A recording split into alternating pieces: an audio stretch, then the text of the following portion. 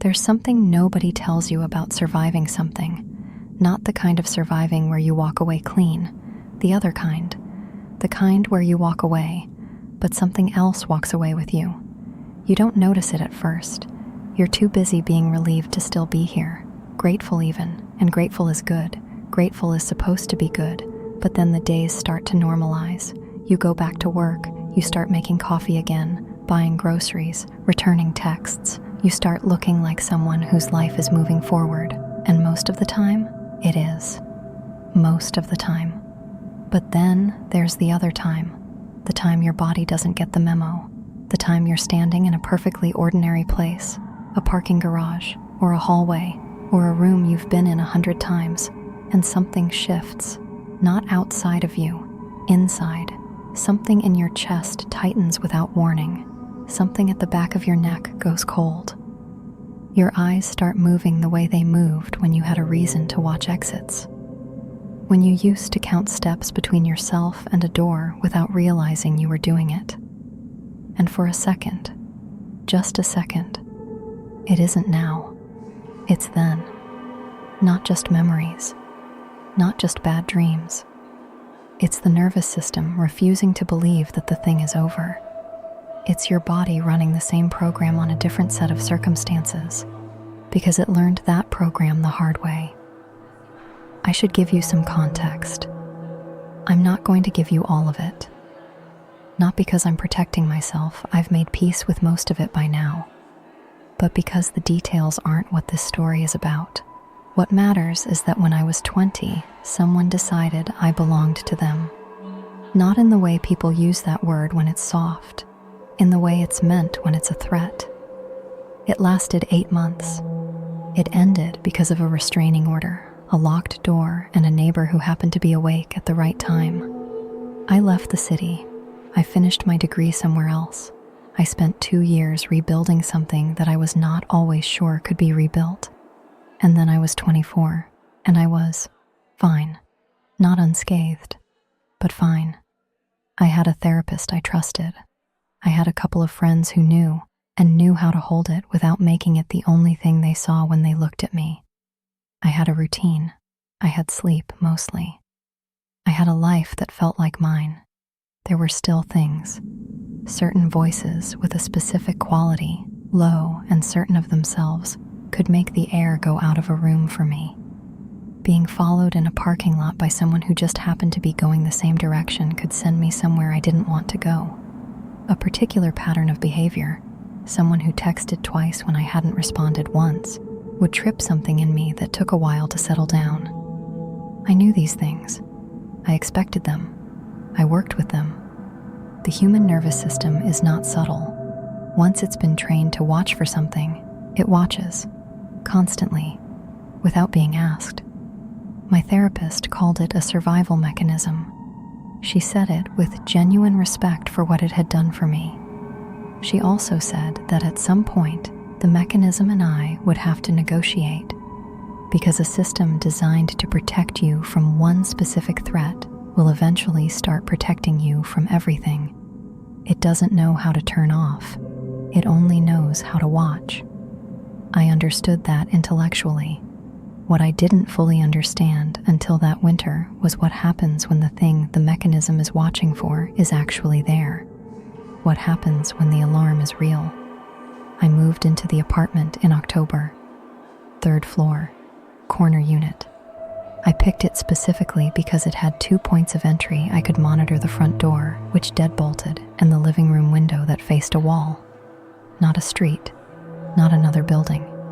A wall. That's the kind of thinking that becomes second nature. The building was quiet. A mix of people, a retired couple below me, a man about my age on the same floor who left very early and came back very late and nodded in the hall without stopping. A woman on the 4th floor I only ever heard through the ceiling, footsteps in a specific pattern the same time every morning. Normal, all of it normal. I settled in carefully. I'm deliberate about spaces. I know which side of the bed puts me facing the door. I know where my phone is at all times, not as a habit, but as a rule. I know the sound of my building at different hours. The particular way the heating system clicks on, the way the elevator sounds different, empty than occupied, the specific creak of the third stair from the top. These things are not paranoia. They are information. There is a difference. November was fine. I was working from home 3 days a week. I'd gotten into a rhythm. The apartment stopped feeling provisional and started feeling like somewhere I lived. I put things on the walls. I bought a plant that I actually managed to keep alive. I started sleeping without checking the door twice. Progress. It's worth saying that because what comes next might make it sound like I was never really okay. I was. I had been okay for a long time. I want that to be clear because what I experienced that winter was not a breakdown. It was not the PTSD finally catching up with me. It was not, and this matters, my mind making something out of nothing.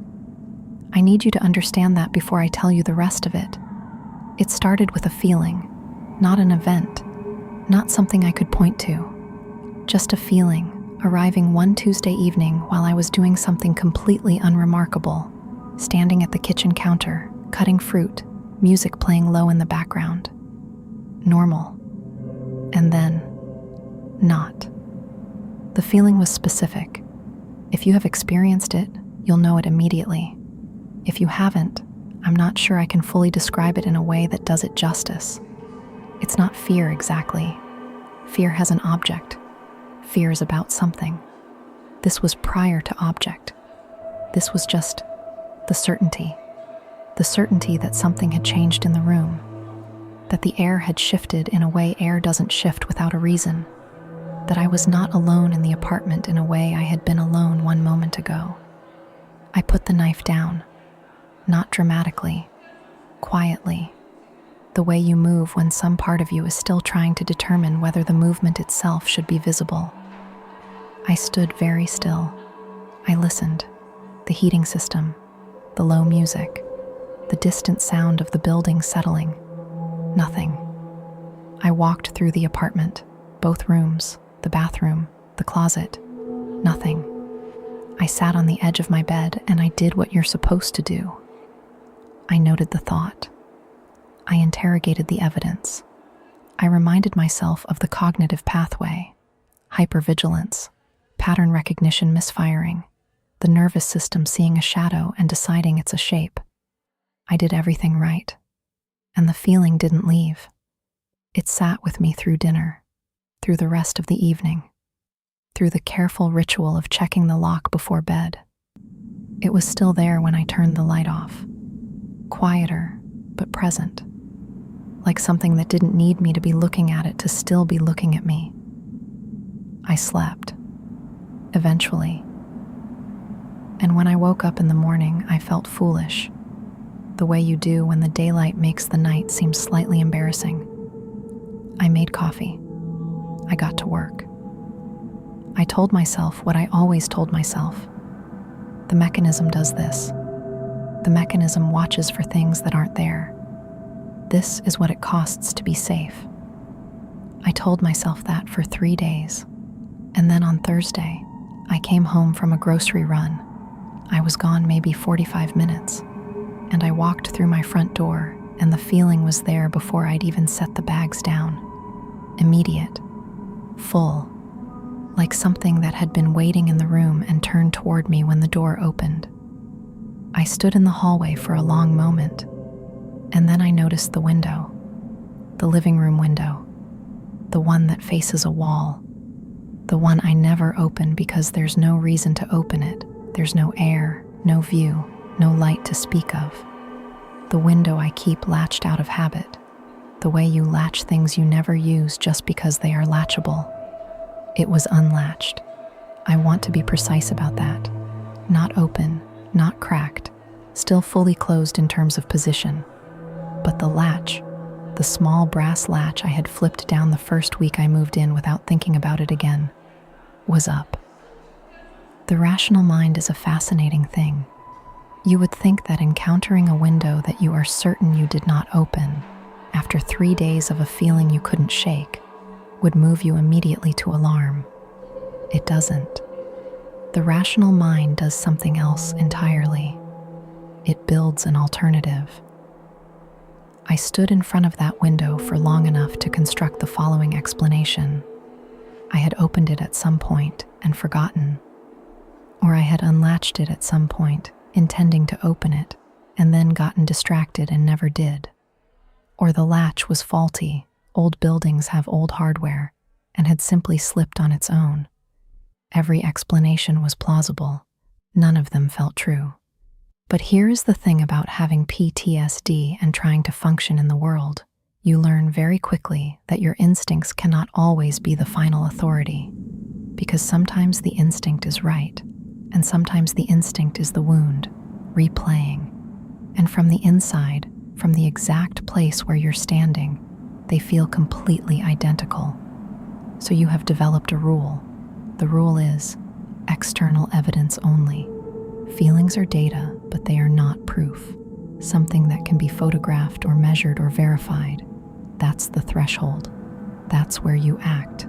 A feeling is not enough. A feeling has failed you before, sent you running from things that weren't there, kept you up through nights that turned out to be ordinary. So I made myself a deal. I would latch the window. I would continue to monitor, and I would not let the mechanism drive. I latched the window. I made dinner. I watched something that required no emotional investment. I went to bed. The feeling didn't leave, but it had been there for days. I was getting used to carrying it, the way you carry an injury that you've decided to work around. 4 days later, I came home to find the window unlatched again. I had not touched it. I stood in front of it in my coat, bag still in my hands, and I made myself go through the alternatives. Faulty latch, memory error, some combination of both. I latched it and I went to bed. 2 days later, unlatched. That was the third time. That was the moment the rule I had made for myself started to feel less like wisdom and more like something I was hiding behind. I told my therapist. Not about the window specifically. I told her the feeling had come back. That I was monitoring for hypervigilance, that I was applying the tools. She asked the right questions. She asked whether anything in my environment had changed, whether there was any objective evidence I'd noticed. I said no. I don't know exactly why I said no. Some combination of not wanting to be the person who comes in reporting a window latch as evidence of a threat. Some combination of actually not being sure. But also, if I'm honest, some part of me was afraid that if I said it out loud, one of two things would happen. Either she would look at me carefully and say that this sounded like the mechanism running, that I should continue with the monitoring framework, that we should increase sessions if the anxiety felt unmanageable, or she would say, okay, that's worth paying attention to, and I wasn't sure which one I was more afraid of. So I said no, nothing objective, just the feeling. We adjusted some things. She gave me a grounding practice for evenings. I left the session feeling slightly more settled. That night I came home, stood in the dark hallway of my apartment before turning on the light, and I just listened. And I heard something. It was small, and it was coming from outside the window, not the sound of the street.